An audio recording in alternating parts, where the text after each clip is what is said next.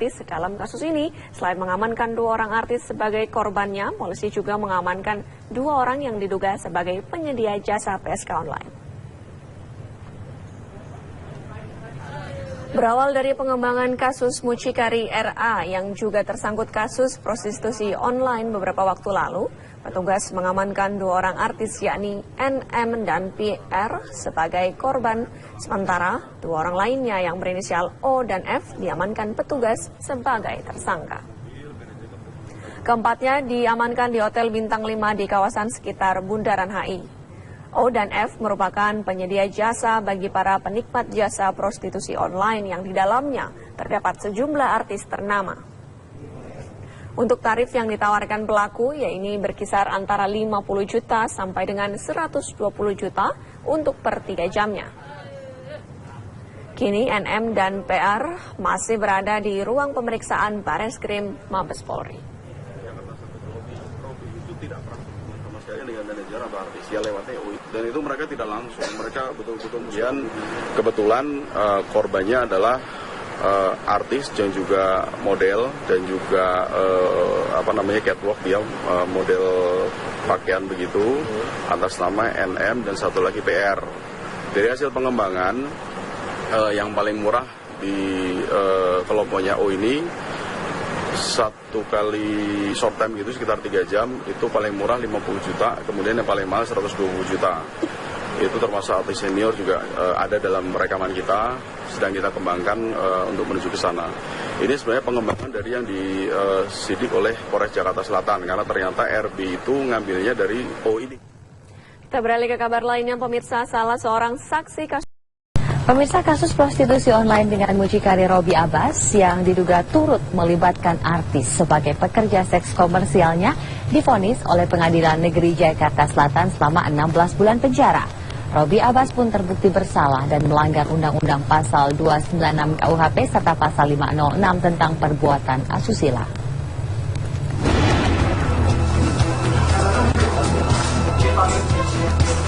Kasus prostitusi online dengan mucikari Robby Abbas yang turut melibatkan artis sebagai pekerja seks komersialnya divonis oleh Pengadilan Negeri Jakarta Selatan dengan hukuman penjara 16 bulan.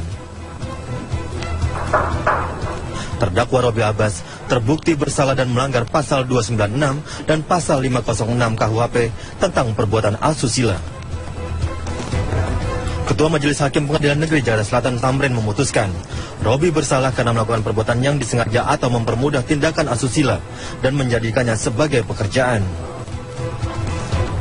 Setelah terbukti secara memungkinkan bersalah melakukan pidana dengan sengaja menyebabkan atau memperlihatkan cabul orang lain dengan orang lain dan menjadikannya sebagai perangkat penjara dengan kebiasaan.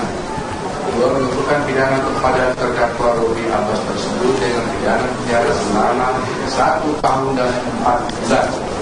Menetapkan masa penetapan dan berlangsung menjalani oleh terdakwa dikurangkan seluruhnya dengan pidana yang dilakukan.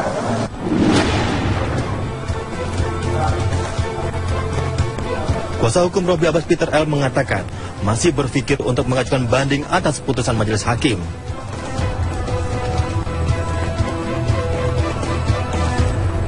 Masih pikir-pikir. Sesuai dengan ketentuan diberikan kesempatan 7 hari untuk pikir-pikir apakah kita menerima atau melakukan upaya hukum selanjutnya.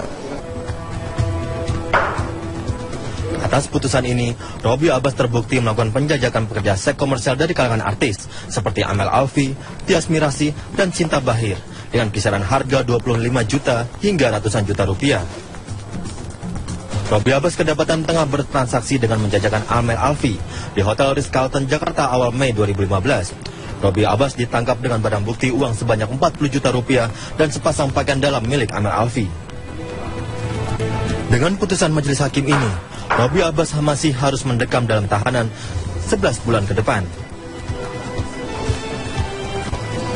Dari Jakarta, Lala Sumardi, Agung Dul, TV One mengabarkan. Mengawali kabar hari ini, ratusan pelajar siswa sekolah menengah atas atau SMA Negeri 5 Makassar mengamuk di sekolah mereka. Mereka pun menendang pot dan merusak sejumlah fasilitas sekolah. Kemarahan siswa ini dipicu atas dibubarkannya aksi unjuk rasa yang menilai ada pungutan liar di sekolah mereka. Para guru merebut dan merobek selebaran yang dibentangkan siswa. Bahkan terdapat guru yang turun menyiramkan air ke siswa yang menolak masuk ke dalam kelas.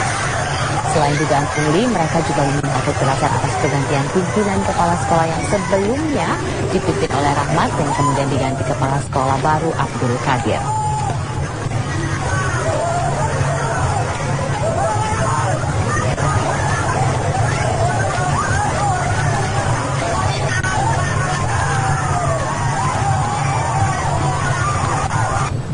Sebuah taksi ditembak pengemudi mobil pribadi di Jalan Kapten Tendean Mampang, Jakarta Selatan pagi hari tadi.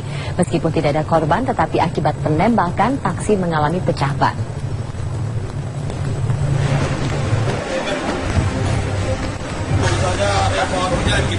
Sebuah peristiwa penembakan terjadi pada pukul 4:30 pagi tadi terhadap sebuah taksi yang dikemudikan Rahmat Suparman.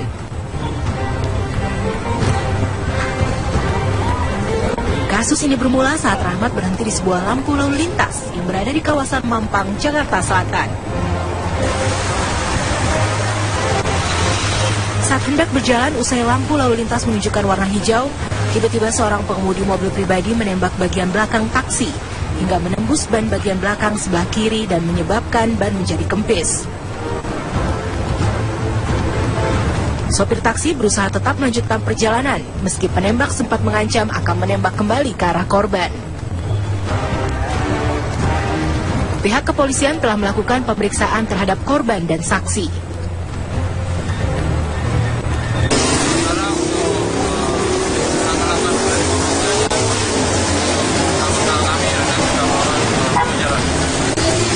Kira-kira dari pelaku ini ada anggota atau bukan, Bang? Tapi sekarang masih didalami, untuk balik di lapangan,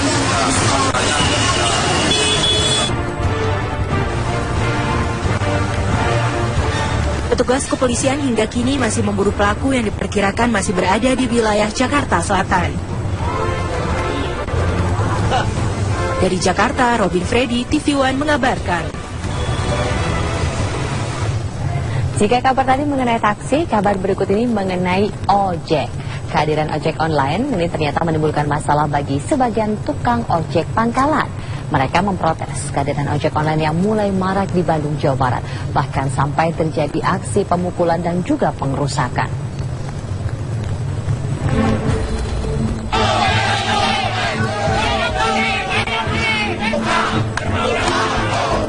Kehadiran ojek online selain membuka lapangan pekerjaan bagi sebagian orang, namun ternyata juga turut menimbulkan masalah bagi sebagian pemudik ojek pangkalan.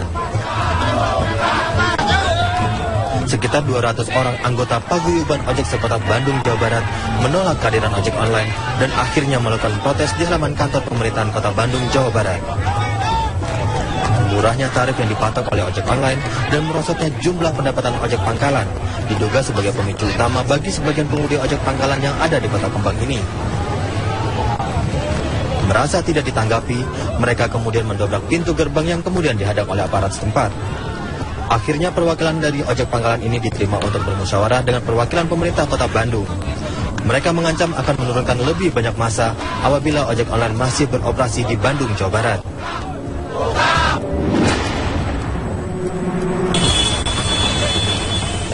Masih dari Bandung, Jawa Barat, ratusan pengemudi ojek pangkalan mendatangi kantor pengurus salah satu kantor ojek online yang ada di Jalan BKR Bandung, Jawa Barat. Kedatangan mereka terkait dengan peristiwa pengeroyokan pengemudi ojek pangkalan dan pengerusakan pangkalan ojek di Manisi Cibiru yang terjadi Kamis pekan lalu. Mereka pun bisa ditenangkan pasca kedatangan polisi setempat. Mendapati kekisruhan yang terjadi di wilayahnya, Wali Kota Bandung Ridwan Kamil menyatakan akan memanggil kedua belah pihak. Saya akan pertemukan ojek pangkalan dan ojek, cuman waktunya belum ketemu aja, untuk memastikan bahwa tidak ada yang dirugikan. Nomor satu itu harus dari sudut pandang masyarakat pengguna. Kedua, ojek pangkalan harus mengupgrade dirinya. Zaman sudah berubah. Dulu orang cuma pakai HP buat nelpon, sekarang buat segala hal.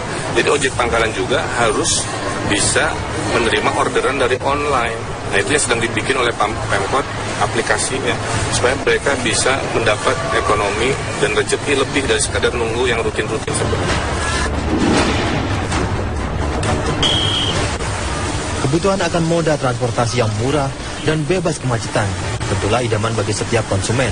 Namun diperlukan formula yang baru agar saling menguntungkan dan tidak merugikan kedua belah pihak. Dari Bandung, Jawa Barat, Asep Barbara dan John Hendra, TV One mengabarkan.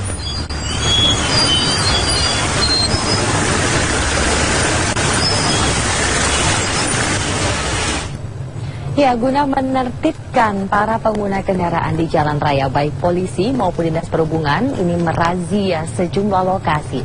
Dalam razia di sepanjang siang tadi, ada ratusan pengendara yang kedapatan melakukan pelanggaran.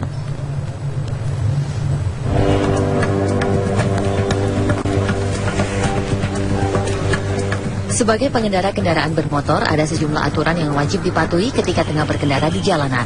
Tak hanya harus memiliki surat izin mengemudi dan membawa surat tanda kendaraan bermotor, jika merunut pada Undang-Undang Lalu Lintas, ada beberapa barang yang mesti ada ketika mengendarai kendaraan bermotor.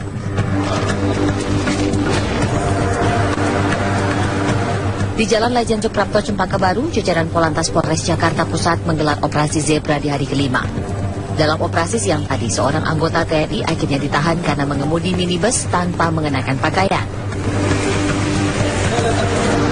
Inilah oknum TNI yang kedapatan tidak mengenakan baju karena merasa panas setelah dari pemakaman. Meski sempat terjadi adu mulut, namun pelaku tetap digiring ke Mapolres Jakarta Pusat. Di sepanjang hari ini ada ribuan kendaraan baik roda 2 maupun roda 4 yang terjaring razia.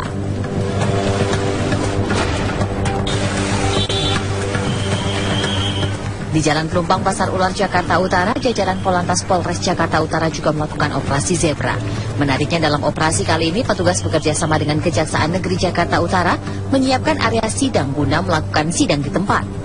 Ada ratusan pengendara yang terkena tilang dan menjalani sidang karena melanggar marka jalan. Petugas menghimbau agar para pengendara sepeda motor tidak lagi memutar arah di tempat yang tidak semestinya, apalagi harus melawan arus karena hal ini merupakan salah satu penyebab tingginya angka kecelakaan.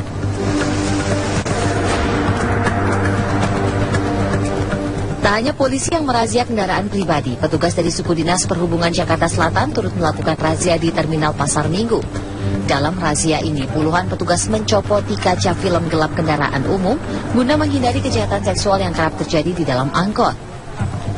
Dari razia yang dilakukan, ada 10 kendaraan yang ditilang, sementara 16 lainnya ditahan akibat tidak memiliki surat kendaraan. Razia ini akan terus dilakukan seiring meningkatnya angka kriminalitas di dalam angkutan umum dan pelanggaran oleh para pengemudinya. Tim TV One mengabarkan.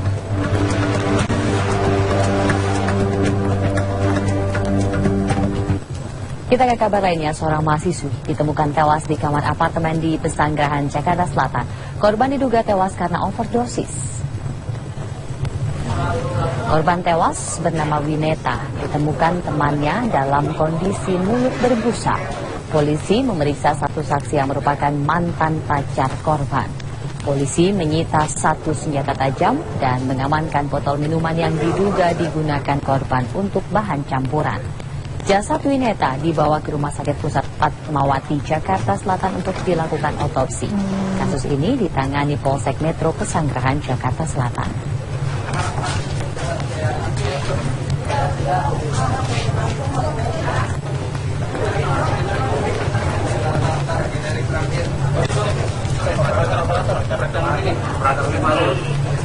Adinda Anggia Putri, bocah berusia 12 tahun warga Karet Tengsin, Jakarta Pusat, ditemukan tewas di Jasinga, Bogor, Jawa Barat. Sebelumnya, korban yang masih duduk di kelas 7 menghilang sejak 5 hari lalu. Diduga kuat, korban merupakan korban pembunuhan. Jasad Adinda Anggia Putri baru diketahui identitasnya setelah pihak Rumah Sakit Polri Kramat Jati, Jakarta Timur dibantu dengan petugas Inafis Polda Jawa Barat melakukan otopsi. Selain itu, petugas juga melakukan pemeriksaan terhadap DNA ibu kandung korban. Pihak keluarga